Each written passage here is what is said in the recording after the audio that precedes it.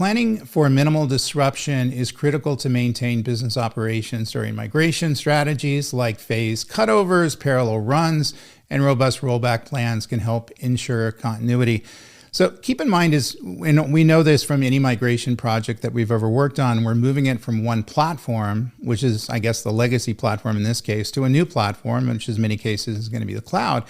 And we have to figure out how we're going to do that. When is the cutover going to occur? How are we going to migrate the data? How are we going to make sure we don't miss a beat in terms of supporting the users? And there's lots of ways you can do this. Phased approaches where we, migrate. We have, two versions of the applications, the database that are running at the same time when we're phasing user groups over.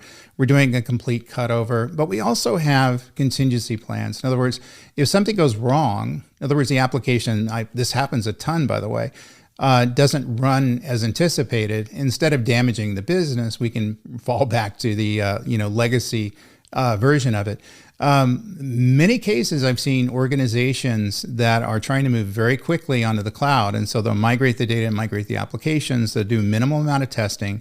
And when they roll it out, they have some sort of scalability issue and some sort of usability issue that they didn't anticipate. And sometimes they've cut the legacy systems off. So in other words, they've already dismantled it within the data center, and there's no place for those users to go. And so they have to run on the dysfunctional cloud system, or in many cases are going to be down for a couple of days before you fix the issues. You don't want to be that person. So think about the cutover, because it's a very difficult thing to do. It's not a lot of fun, but you have to put the planning in place to make sure that we do that cutover right.